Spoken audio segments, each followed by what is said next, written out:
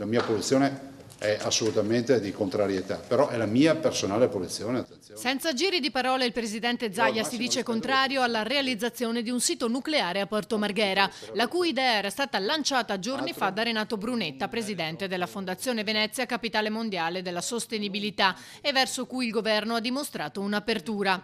Pensiamo piuttosto, ha proseguito Zaia, alla riconversione in energia pulita a Marghera, spiegando poi nel dettaglio il motivo della sua contrarietà.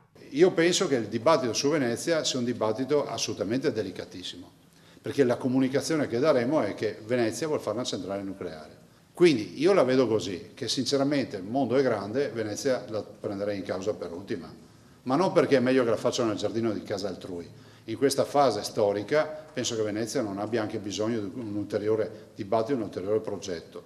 Piuttosto pensiamo alla riconversione con energie pulite di Marghera. E ripeto, magari verrà fuori qualcuno che dimostrerà il contrario, dimostrerà che la soluzione sarà il nucleare, ma ad oggi penso che l'impatto di questa proposta sarebbe assolutamente devastante. Le dichiarazioni di Zaia arrivano all'indomani di quelle del capogruppo della Lega in Consiglio regionale Villanova.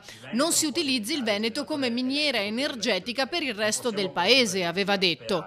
Immediata la reazione dell'opposizione. La Lega va in confusione e in meno di 24 ore dalle dichiarazioni di Villanova arriva la clamorosa smentita di Zaia, ha dichiarato la capogruppo del PD in Consiglio regionale Vanessa Camani, che aggiunge: con questa presa di posizione Zaia va a sua volta in evidente contraddizione con gli orientamenti del governo Meloni espressi dal ministro Urso nei giorni scorsi. Un dibattito acceso, destinato a non arrestarsi velocemente e molto sentito anche tra i cittadini, che partecipando con 7.000 chiamate al sondaggio della trasmissione Ring si sono detti favorevoli all'80% al nucleare a Porto Marghera.